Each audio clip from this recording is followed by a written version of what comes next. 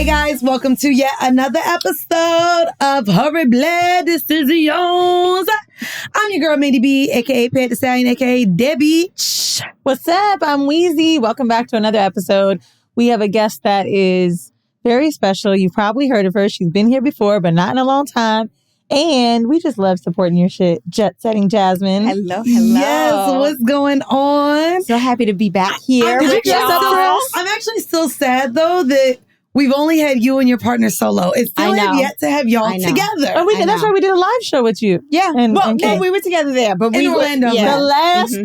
The last hurrah. Do you remember that show? Yes, I remember the before times. I got so many clients. No, I meant what happened at that show. Well, I mean, I had a good time. We were spanking people. We were like licking people. Don't do that because one of y'all, it was either you or King, y'all was spanking my mama, and I had to go get Miss Tammy. Like, Mom, do you remember? Was it you or King spanking my mom? Y'all were to where my mom was literally like, I think I'm gonna go to Tampa. They live close. I know, and I was like, no, you're not, Mom. Session? Yes, we got so many clients off of that show. So thank you so much. Oh, I love it. Would never be able to disclose if it were your mom's or not. Girl, I will tap Miss Tammy ass up. Do you guys? Is it like therapy? Like for real? Like you never disclose? Yeah, of course. Yeah, of course. It's like HIPAA violations. It is, and we're not bound by law. But I mean, we have our own personal. We do ethics. bondage though. We're not bound. Well, I wanted for those of you who may not have heard the first time you were here, because it was like 4 or 5 years ago. It was in the before times. It was in the before times. BC, before COVID. I wanted to introduce you to our audience, and there are 3 things in which I just want to break down as far as what you do. One is you are a master fetish trainer. Yes. Can you explain to our audience what that is? Because I'm like, they just be making new titles of everything. I can't keep up. What is a master fetish trainer? So King and I have been in this industry for over 20 years combined. Wow. And we help people explore their fetishes by hand over hand or producing experiences, events. And we also combine our experience, our lived experience as sex workers and a therapist to help people get to either the bottom of their shame or stigma that keeps them from being able to help explore their fetishes in a healthy way. And so are you a licensed, in your bio as well, there's a psychotherapist? Yes. And do you then focus specifically on sex, trauma, fetish, and psychotherapy? Or what do you do as a psychotherapist? Because of my work as a sex worker, most of my clients do come and see me from that perspective. But I am a generalist as in terms of therapy. Okay. And then sex worker, baby. I was going to ask you, what kind of sex work have you and King Noir done? There's very little that we haven't done, like everything from live sessions, in-person sessions to cam modeling. The whole gamut. I sell my breast milk, like whatever for pleasure. You sell your what? My breast milk. Yeah. Like lactation fetish. So, I mean. That's why you got pregnant? So you could go ahead and get into selling it? Well, it's like one hand washes the other. Oh my goodness. Okay, so what's the going rate of that? I want to know about that. I didn't know about that either. Well, right now my going rate is about $150 an ounce. And girl, what? That's more than weed. I only know grams.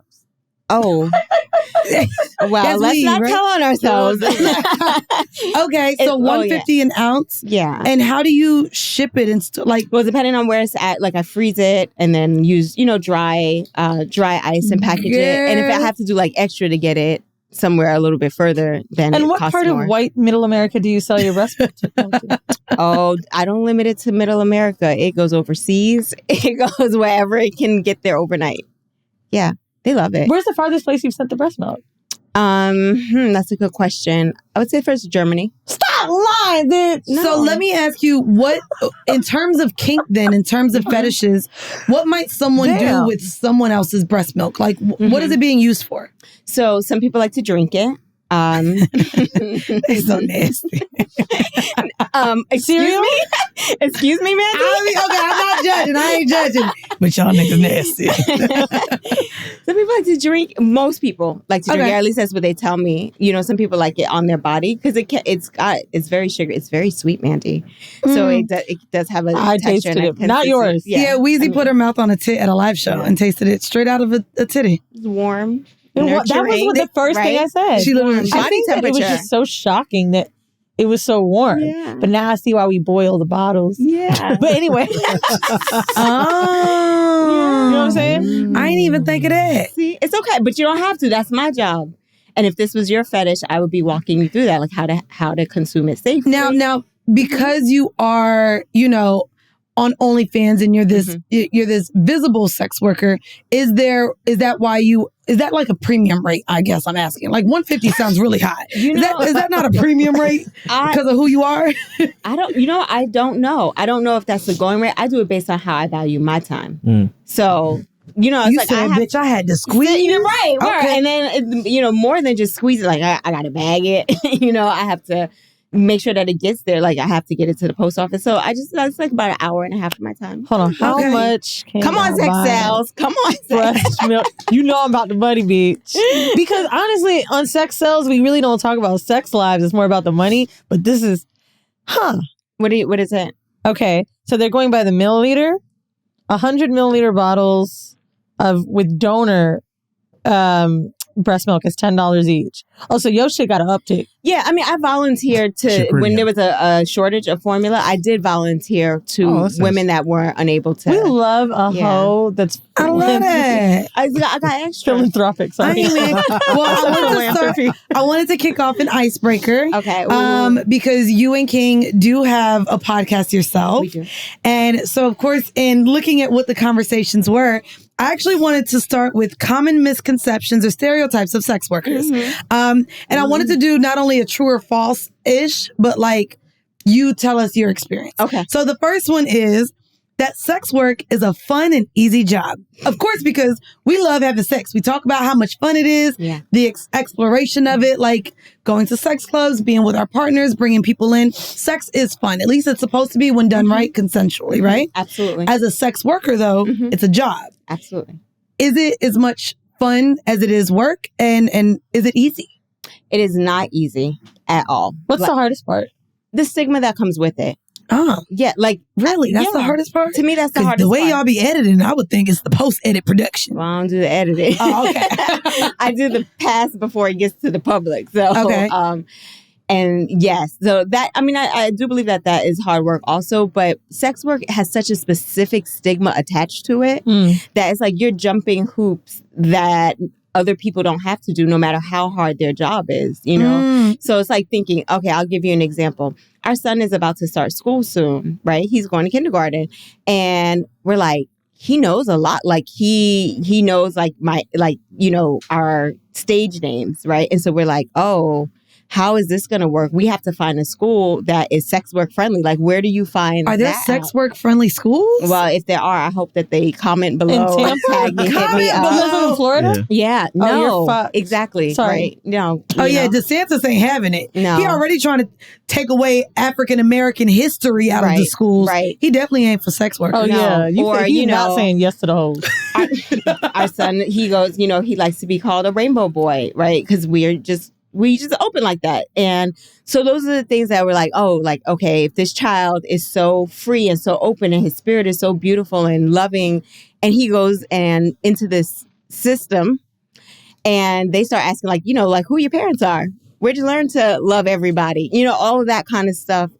That to me is like, it's my job. It's how we provide. Is why he's so damn smart. But do your kids know what you do? Yes. He knows we work. We travel for work. He knows, like when I'm getting dressed up, mommy's going to take pictures. And, that's about the extent of it, or daddy has to work on the computer because he's editing, that type of thing. But it's not really hard to find anyone. And I had this question later on in just speaking in general as a sex worker. And I know you're friends with so many as well.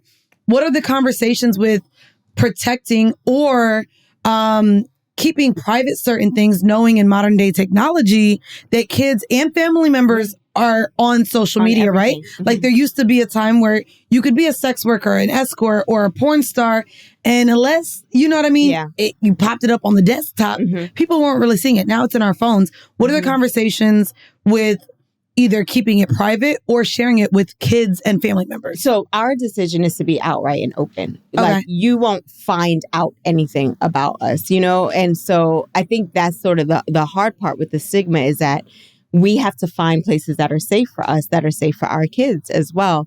And so any other job, I could say like, I have a really dangerous job, or I, can't tell you much about my job, but my job is public. Right. So we choose to disclose. Our family knows. Our children will know as it's age appropriate. My oldest daughters, they're all in. They're like, "Oh, you're going on Whoreible Decision." Like, tell Weezy I said hi. Didn't I meet your older daughter? You did meet my oldest daughter, and her best friend is just like with Mandii and Weezy. I'm like, oh God, well y'all out here making Whoreible Decisions, so you might as well listen to the show. I want to know, was there ever this moment where your older kids like couldn't understand or were like embarrassed by what you do, and when did it change? I do think embarrassed. I don't think that because they. Why can't you be a normal mom? No. Okay. No. Yeah, maybe. You know what it is? They've watched the progression. They've always been a part of the journey. So it wasn't like something that they were just like, oh my gosh, like that. And they see the behind the scenes. So they know it's not as outlandish as other people make it out to be. It's like, oh, I go to work and then like I come home. There's no like line of men, coming into my house the way people think it is, or like it's homework time. I'm not like smoking or, right. I'm very present for my children. Yeah. My oldest child has always been like, that's my mom. That's my mom. Don't you want to be friends with me? Because that's my mom. That's so nice. My middle child is more like, everybody don't need to know everything. People say like, what does your mom do for a living? She's a therapist. My dad is a musician. And then she just goes like, if they find out, they find out. But I'm not lying to them. But I'm also like, I don't have to tell them everything. I think that's so amazing too. Like for you to be a mom with multiple children that all receive it differently. You know what I mean? I find that to be amazing. I wanted to go into the next misconception. And this one, I saw the actual video and you rolled your eyes and I was like, oh, I got to ask. Especially because Weezy and I just spoke about this on another episode, just regarding, especially us having the show. The other misconception or stereotype of a sex worker being that you want to fuck everyone. And we had the conversation even with our friends or when people come around, they just assume because we have this sex show that they can bring up certain things to us. I don't even think I shared this on an episode. I'm not sure. And I know you're listening because I know you're a fan. I hosted at Revolt Summit and saw a fan and he was dressed super dapper in a suit and came up and let me know how much of a fan he was. Mind you, it's 2:00 in the afternoon. Because I had to be there like all day. And he comes up, I take a picture with him and he's like, hey, what are you doing later? I would really like to take you to dinner and then could you peg me after? And my best friend was with me and all I could do was smile because I know the space we're in. But when I told my best friend that, she was just like, I don't even know how someone would feel comfortable. That would be like a man coming up to me saying, hey, do you mind if I take you out to dinner so you could suck my dick later? Pegging is still a sexual act. And even though I talk about it on the show, like my friend was like mortified. And I was just like, dang, but I still have to be nice. I know he's a supporter. I know he's here as a fan. But I was just Was he joking? No. He slid me his number the next day. And was really trying to see me. Stars, and I haven't seen people talk to them like that. Like, oh, no. I mean, but you get asked often, like even at live shows, they'll stand up in the audience and be like, hey, Weezy, can you join me and my man after? Like, we get those asks in front of but you know what's crazy? Like that too. I isolate that experience to live shows because I'm just like, oh, they're being funny. You don't think they will take your ass up on that? Yeah, they're shooting their shot publicly, and while you have cameras on you, and you're sort of like being put up to your character. Like this is your work. Is she going to show and prove? Like, no. Is she really who she says she is? Yeah, but in your shares, they're decisions that you've made because you've wanted to, not because people have put you on the spot. Well, and that's the thing about like talking about sex. Just because I talk about pegging doesn't mean at all I want to peg you. Like it's my experience and I'm sharing it. But for people to just feel like, oh, well, this, like, oh, I get DMs all the time of Mandy's trying to tell y'all that she is not short of an asshole. Yo, motherfucking She's got booty holes by the billion. They're in my phone if I want it. I don't need new booty holes, I promise. Basketball booty holes. Big old booty holes. Is there any stand up and frog and booty holes? Is there any special booty hole that you're kind of looking forward to? Like, is there anyone that is on the list? I was really upset that my ex never let me get up in the booty hole. Old booty hole. Yeah, I just wanted the Buddha hole. And he was like, girl, no. And then that's where we even had the conversation at one point. Well, if this is something you really need and want so bad, I'll allow you to go out and do this if you really need it. Mm-hmm, you know what I mean? I ain't need it that bad because we did a whole lot of other shit. Did you ever have a hard no? Like, because if pegging was his hard no, did you have one? That you could have compromised on? It'd be like, oh, I mean, I've said like I'm not into scat play, of course. Breast I'm not into. No. Oh, that's with him, what I'm saying. With him, my hard no. Did he want to shit on you, Mandii? No, so I'm not gonna lie. There wasn't a hard no with him, but I did have to tell him that something that I allowed him to do, I really didn't enjoy, and I was doing it, and we don't want to do it again. And so I was just like, so he used to do like suffocating stuff. Okay. So he would put the pillowcase over my head, and like he likes asphyxiation, that shit. Mm-hmm. And while I was doing it, and I know like it turned him on, I really just had to say, okay, that's something that I know you enjoy, but I can't get with it. Right. So I had to tell him like, we can't do that anymore. But I wanted to ask you, with you and your partner, especially because your partner, everybody want to fuck him. How do you guys meet people and also like let them know, hey, we're human and we don't want to fuck everyone that approaches us? Yeah, that is, it's really tough to know people's intention. Like, it's okay if you want to have sex with us, but are you also trying to get to know us as a person, or are you trying to like get the like notch? There was, a situation that he had, and the person was like, like, can I talk about it later? Like to other people. Podcast? Oh, okay. I mean, maybe. Possibly. And that felt really like clout chasing. Yeah. If there's a lot of people that we sleep with and we actually like have them on show, we film it and we put it out there. But to like have a notch on your belt with one, like it's rude, and it is kind of the same stigma. It's dehumanizing. It's like, are you dating in this way? Wait, talk about the experience naming you. I didn't fuck her, but because I'll be honest. No, not the experience, but like you. Okay, yeah, then I agree with you. Yeah, like name dropping, basically. Completely agree. Right. And there are also clients that want to do the same thing. I should say fans. They don't become clients, or it's like, listen, we don't disclose your information. If this is a certain type of experience that you want to have, like, yes, you need to pay for it, but like trying to like coerce me into thinking that you like me or that you want to date me just so that you could say like you fucked the porn star, like that's just, it's gross. You feel fetishized as a sex worker as well? Absolutely. More so than when you weren't? Yes, absolutely. Because the idea that I don't want to get to know somebody, or that like, or that I just like, I'm a machine. You know what I'm saying? It's like, I want to throw something at you. Devil's advocate. Because I'm definitely understanding how you're feeling, because I've felt that way before. But is there a world where, we know you got the bread, you don't need the money. But is there a world where that is actually a business for someone? Think about porn stars, right? Yeah. We had Cinnamon Love on, and she was talking about how stripping, and back in the day, 20 years ago, after doing porn was the way you made your extra money. With porn stars today that say, hey, I'm in this city, isn't the fetish of fucking a porn star the business for them? If they're advertising and you're stepping to them as a client, absolutely. Like if I'm escorting, then yeah, book me. You know what I'm saying?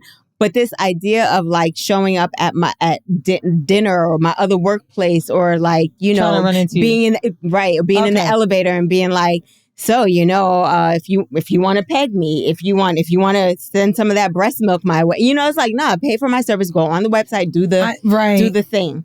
So yes, I do 100%. I don't want to take away from anybody's experience having a fantasy with a porn star, stripper, whatever, but respect their work, and then respect when they're not at work. You know what I'm saying? I don't go up to a barista and be like, like, I know you work at Starbucks.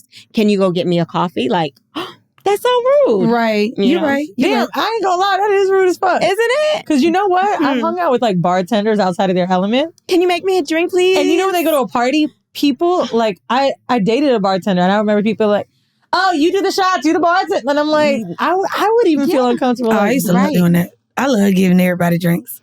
I'm like, I got it, because y'all take too long. But you volunteer. But I volunteer. Yes. Yeah. If someone just threw it to me, you're right. Hey, Mandii, go tell a joke.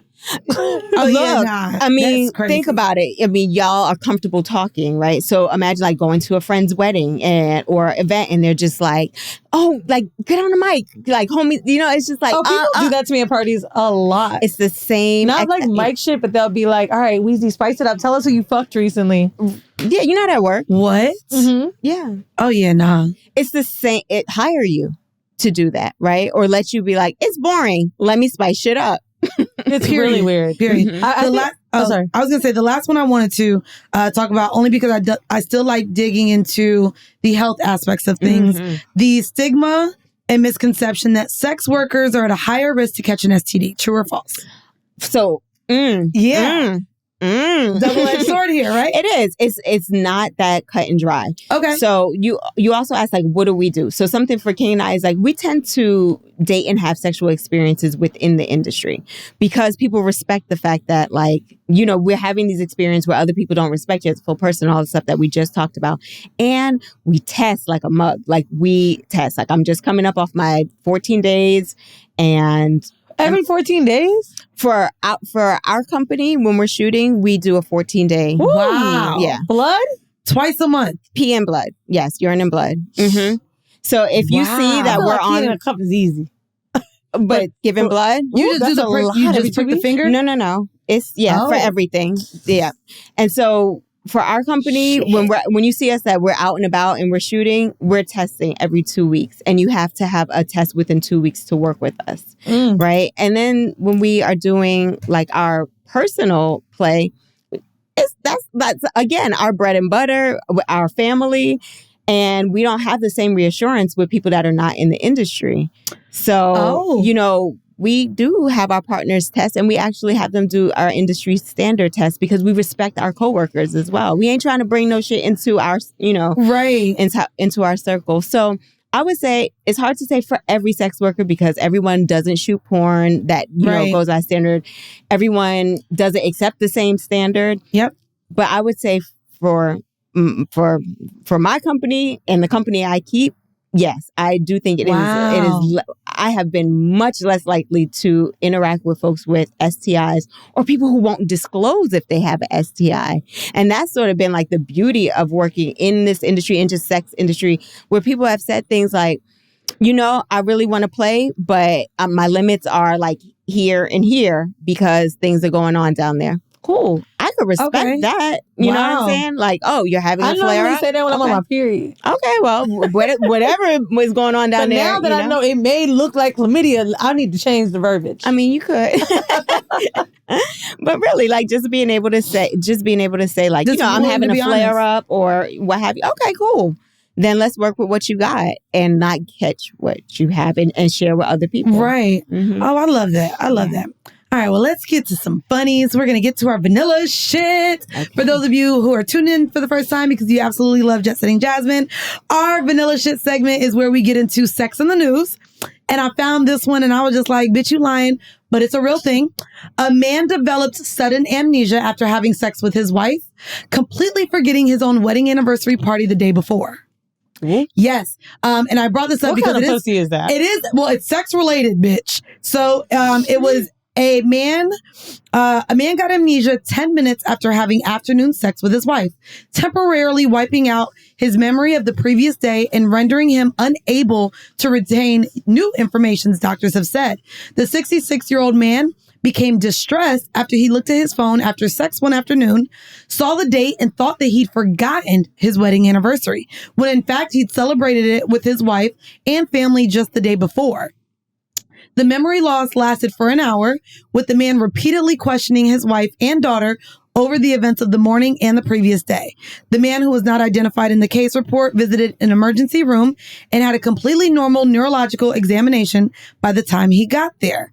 Here we go. Doctors diagnosed him with transient global amnesia, a benign condition that causes sudden short-term memory loss and the inability to form new memories. This is any memory loss that lasts anywhere from 4 to 6 hours. Does the pussy trigger it? It actually said that this was... here we go. Most cases have been reported in men between the ages of 50 and 70. So y'all be careful for y'all dating older men. But here we go. They say that it is linked to several activities, including physical exertion, immersion in cold or hot water, emotional stress, pain, and sex. I have this. Every time. We don't have this. This was what Shaggy was talking about. It wasn't me. This wasn't it. Every time I fucking nigga, I get dumb. And I think, I'm telling you, this shit is real. Do you hear this shit? Wait, does it return? Do your brain cells return? It takes a minute. Okay, you be like you're high. You're high. It takes so much time to like get back. It's not just high, bro. I really I forget all the bullshit they've done. I'm telling you, it's really, you forget all the bullshit they've done because the sex was good. I'm telling you, that's what I'm saying. Her pussy is fire. That's why he forgot his whole wedding anniversary. Nigga again. I don't even know where he lives, bro. And you forgot. After I fucked him, he told me he had a girlfriend, and I'm just kind of like, I don't know if I remember what he said. And you said, I'm gonna keep fucking him because I don't remember. Keep fucking him, but like you want to. Yeah, badly. That's nuts. But I'm really trying to hold my karma up. I made a lot of mistakes in the past with things I shouldn't have. And I feel like I've wiped that slate away. And so I need to honor it. You born again? I'm a born again hoe. Okay. Have you ever had dick so good that it just made you forget about the bullshit that they had did? No. No? You're like, no. Well, my shit's benign. She just not your shit's benign. What things have you seen as a psychotherapist? Like that's neurological wild shit, right? That is wild pertaining to sex, either sex trauma or like literally a neurological effect because of sex. We just actually talked about a couple episodes ago when Khloe Kardashian came out and said that she experienced PTSD from being cheated on so much. Yeah. I can imagine that. Okay. Yeah. Are there things that you've been like, ooh, let me look into this? I think the more challenging sex and neurological and psychological has been, I had a client, I don't want to misdiagnose right now, but that had different personalities. Like they really had different embodiments, about 8 different embodiments. And I met with them and their partner, and the challenging part was for one of those embodiments was triggered sexual, like it sort of encompassed their sexual trauma. Another one was very excitable and very sexual. And so it was really challenging for the partner to know who was showing up. Oh, wow. When they would be able to get their needs met, when they had to completely fall back. So that was just like, oh, okay, this is hard. Wow. This is tough. And I mean, they're, last I know, still together and working through it. And it really had to put a lot of responsibility on that person to share who you are. But it was something similar with respect to stress. High levels of stress would bring out that trauma personality. But this person had different names for these people. Oh, and as a therapist, it was also challenging because I had to ask, like, I'm in therapy with this person. This is a person who signed up for practice. If that person is not available, we cannot have sessions. You charge them times 8? Because like that's a whole bunch of different people. I did not. Like, I'm like, goddamn, now I'm having therapy with 8 people. I'm gonna have to charge you a premium. But that's why only one person. Oh, okay. Yeah. At a time. At a time. But it was so that was very, very challenging. But that's crazy. I'm just saying. Is that I can't ask that question? I just have something in my head that's inappropriate to say. Hold it in for that good karma. I want to make sure we keep this kinky. Okay. Because if y'all are watching on the YouTube, that's right, Whoreible Decisions YouTube, you can see the full video here. You was dressed. Oh, thank you. Dressed the hell up. Thank you. Looking like a bondage queen. I wanted to ask you, we have our hors d'oeuvre segment where we ask for a tip from our guests. And I wanted you to give us a kinky tip. Okay, I'm gonna go super kink because this is something that's super coming kink. up. Yeah, don't give communication no more. We don't want to hear communication. We don't want blowjob tips. We don't want how to eat pussy. Okay. Those are basics. Yeah, thank you. Give us some hardcore shit. Okay, so this is for people who are ready to take it up to the next level. I am really suggesting that you start to experience sounding. Oh, girl. Yeah. Is this really where we're heading? Yeah. Is this where we're going? Are you in blackface right now? Black people do sounding? Yes. Wait, your man do it? No. Oh. He films me do it though. He films you do it doing it to other people. I have a session coming up. That's why I'm thinking about it right now. I guess we got to go into what it is again. Please explain for those of you listening. Okay. Has it come up on? Oh, yes. already? We judge and shame. Not us having all the nerve.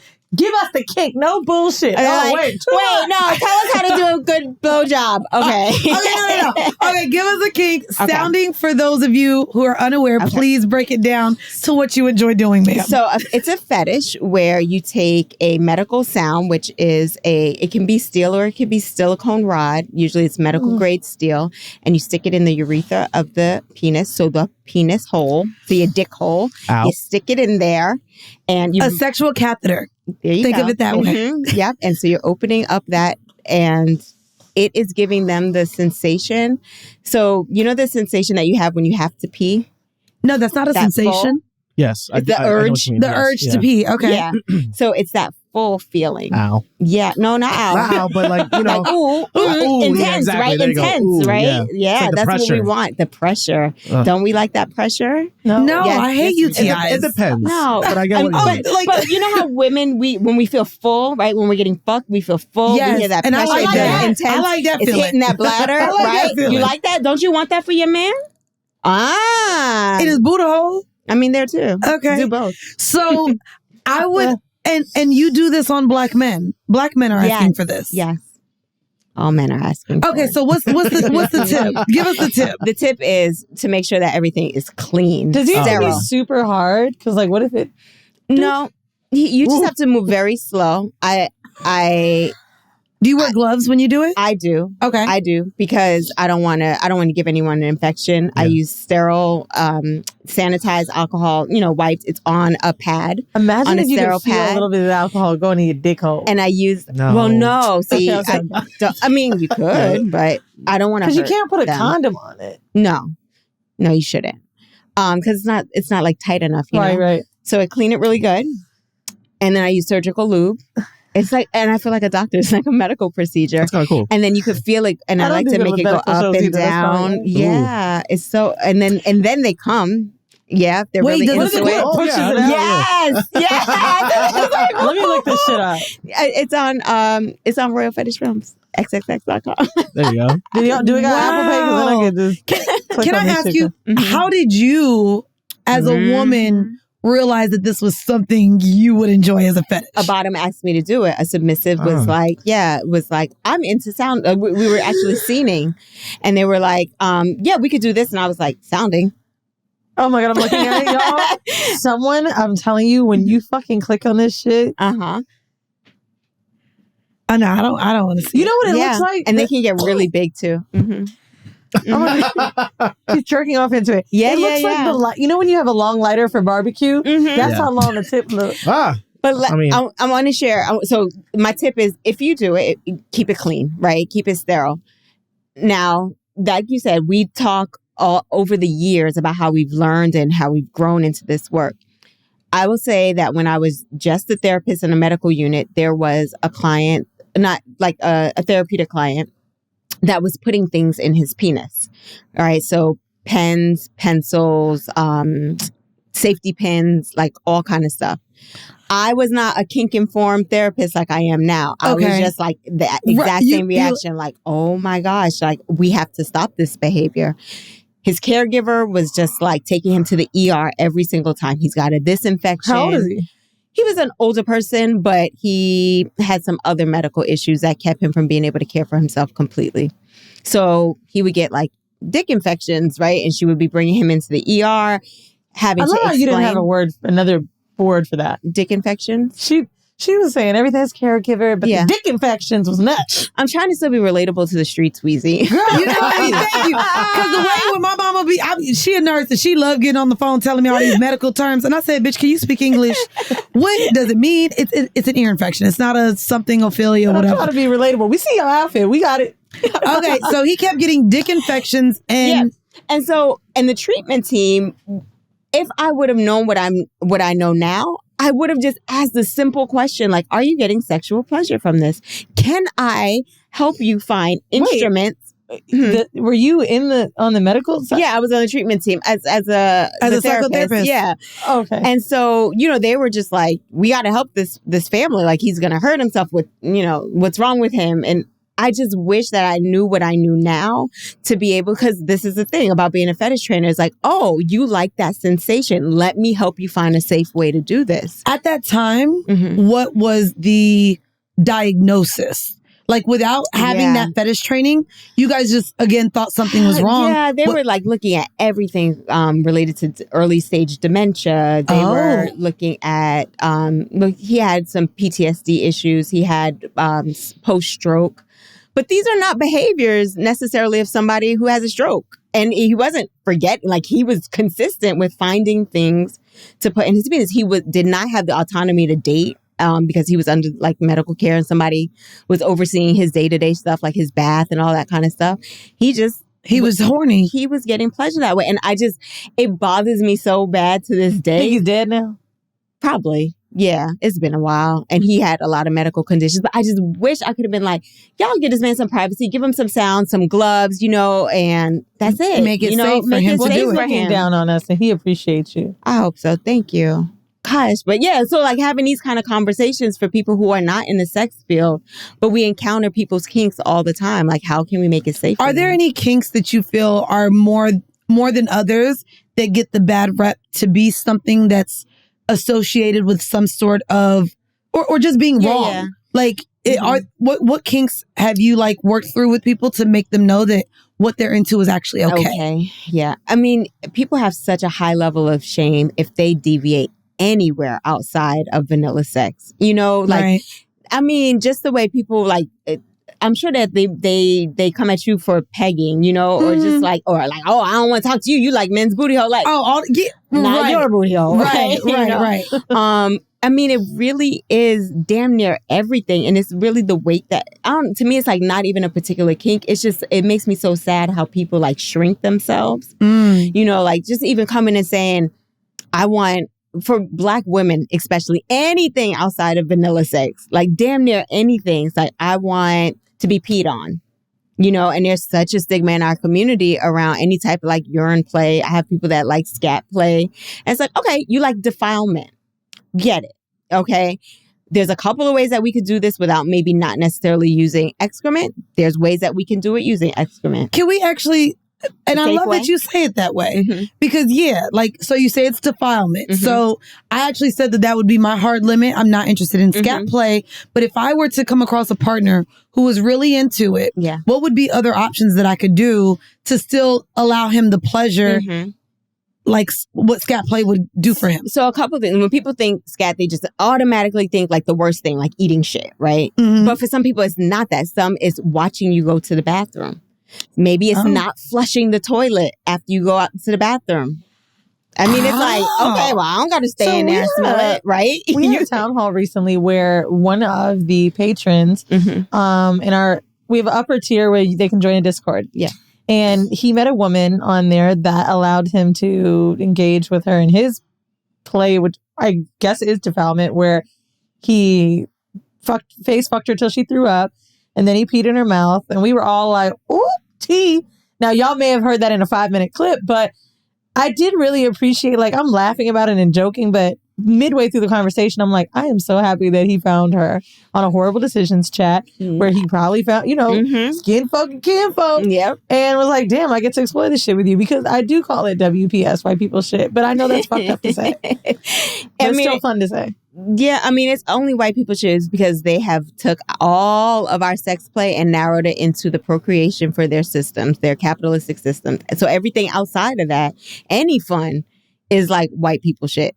Our jobs when it comes to sex is to be sexy for their gays and to have more children to work their fucking jobs. Right. So there is truth to what you're saying, but I think that it's time for us to broaden up our scope of what is our shit. Like, and our shit meaning yours, your own. Speaking of our shit, you wanted to come on Whoreible because you got some new shit going on. You came out with a line of So we have Lunchables. What was the word you used? Penetratables. Penetratables. And girl, not Lunchables, bitch. You can eat them. Wait, penetratables. Wait, they're edible? No. Edible penetratables? I mean, they're like, bitch, you about to feed us? I eat lunch today now. They're body safe. You shouldn't bite a chunk off. You got some strong ass teeth if you can break this silicone. Oh, and they about to be stronger when I get these veneers, baby. Oh, shit. I chop. So we, y'all know the King Noir dildo. Right? Yes, I'm aware of it. Yeah, sometimes with that. I've had a lot of times with it. I have spent the last 3 years with King, right next to my bed, in my suitcase from time to time. And it's massive. It is massive. It's massive. And I think I told you this the last time you were on here. God bless you. Thank you. Just God bless you. And our growing family. And your growing family. They hold a lot of sperm. Well, tell people how they can support you, support your products. Yeah, and what's penetratable? Okay. Yeah. So a penetratable is something that you could penetrate. And we just call it that because, like a pocket pussy. And it's like, let everybody do whatever they want to do. Use the names that they want to call it. It looks like a little statue of me. And so it can be anywhere. It's a piece of art. I mean, it's like in my likeness. It's not necessarily me. And I call it Jasmine's Garden. And then you flip it open. It's my vulva. And it was super intentional to make my vulva the way my vulva looks. Not like some white people shit where prepubescent. Like, no, my shit has butterfly wings. Did you get the mold where you lay down in? Well, so we did it a little bit differently. We did it through some 3D printing with Lust Art. So there was a lot of scanning. Wow. It was a really, really awesome experience to see my body in that way. And then for us to sit down and have a conversation where they were like, this is what your pussy looks like. Is this what you would like to look at? And I had to really not like, hey, wait. They literally said that cute. Well, I mean, in nice tech, toy terms, like here's your pussy. Here right? it is. How do you feel about it? And for me to like take a moment and go like, yeah, like that's what it looks like. I don't want a vaginoplasty. I don't want no Botox in it. I really would like. Wait, you can get Botox in your puss? I'm not sure if that's what it's called, but I know that you can get it fuller. I know you can get it fuller. You can get it in your asshole. I watched the show called Uncoupled on Netflix, the gay show. It's so good. It's from the creators of Sex and the City. But basically one of the dudes is like, you're too big to fuck me. Oh, and the guy put Botox in his ass to relax the muscle or some shit. Okay. It was so I know that there is like plastic surgery for vaginas, but I didn't want to do that. I just wanted it to be me. Look, you said, King, they out here fucking you. I'm gonna make sure they can be out here fucking me too. You know that's right. Penetratable. Mm-hmm. So then the inside of it, I had him explain to the artist what it feels like to be inside of me, girl, so that the artist could create. This is hot. Wait, actually, did you record him explaining that? That to me would be like in his voice, in his audio. He can re-explain it. He should re-explain it, and y'all should do it for the podcast. So that'll be launching soon. Yes, and thank you for that idea. Yes. And then we have a whole line of penetratables, what people usually call dildos. I just wanted to use what it actually does. Dildo, when you kind of look back, the word, it's a real silly word. It was actually used to describe lullabies to babies. Like, so penetratables. What else we got? Do they vibrate? They do not. They don't. They're just dildos. Yeah, and they function really well we have a harness for them. Good. I got a harness. I travel with it. Yep. We have a 3-in-1 harness that fits all of them. So my mind was for sex workers. This line is for anybody can use it, but it's definitely for sex workers because we need quality toys. Yes, that last and that grow with us. It's like you buy your whole kit and you don't need to revisit it for like another 6 or 7 years. There's a sex worker making the toys for us. You know what I'm saying? Not that, I don't know that you'll hear an ad in the middle of this episode where they're like, boom, body sex toys. But, it's nice to know. It's kind of like people that make tampons, having pussies is a great thing. It is. It's, FUBU, the FUBU model. Right? Hello. So, that we got some new impact play toys out. So I got some of that for y'all, some floggers. Oh, girl, I'm gonna try all these things out this weekend, baby. I don't know if you know. What's the site that people can buy them on? Or JetSetandJasmine.com. Everything is on there. And we'll make sure that the description of that is in the episode. I'm gonna ask you before we get out of here. We have time for either the horrible decision, or for home mail, where you could help us answer a question. Home mail. You want? I can't. Yes. I love it. I love it. Only because too, we talked about how you talk to your children, family, everything that was kind of in there. It's in there. You touched on it. Yeah. So we're gonna get to our home mail. This one is speaking to male insecurities. So would love you as a psychotherapist to help us with this. What's up, Mandii and Weezy? So my wife and I, 30 and 28 with 3 kids, are pretty open with communication and honesty.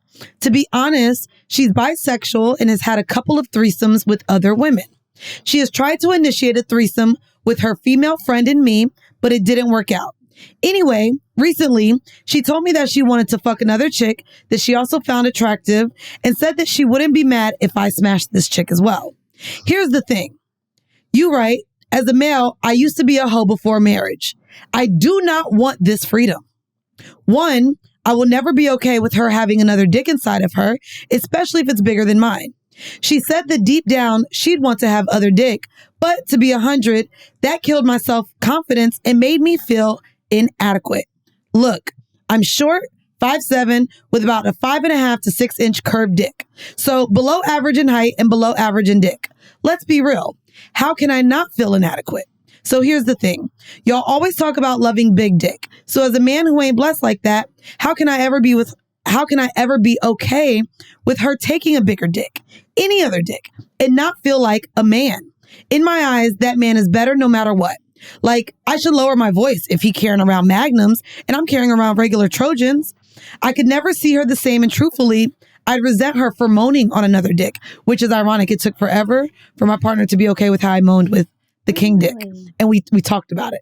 So, he said, bruh, just leave me at this point, even though we've been together for 7+ years. She's even said she's down to start swinging. I respect her honesty, but I really don't know how to get it out of my head. She even told me there's a guy she wished she could still, to this day, fuck, but she doesn't want to leave me for him. How shitty does that sound? Or am I being a bitch? They used to work together and all that, but she reassured me that ain't nothing. Here we go. He's wrapping it up. To wrap it up, I'm completely okay with her fucking women all she wants. I do not have to be involved in any way. She even had a full-blown girlfriend during our marriage, which I had no role in because obviously still being her husband and all that. A lot of men feel this way but won't admit to it. As women, be real. Am I doing too much? He also asks if that's a whole nother story. I'm going to save that for another. But in terms of insecurities of a man, coming into where now you do have a partner that's open about her sexuality, the things she'd like to introduce, what advice would you give to, I would say a male or woman in this case, to insecurities regarding your partner or your own shortcomings? So his last question is, am I doing too much? Yes. Yeah. I think he is overthinking on top of he has a whole list of all these things. Yes. And, my first thought is none of that belongs to his wife. None of that belongs to his wife. She's being honest about what she would like. And she's being honest about, like, if this is your limit, then I can respect that limit. I would like to do those things, but you would not like that. So I will respect the container of our marriage. That's all his work. How he feels about his penis, how he feels about how it is in comparison to other people, how his dick is where his manhood starts and ends. That is all his.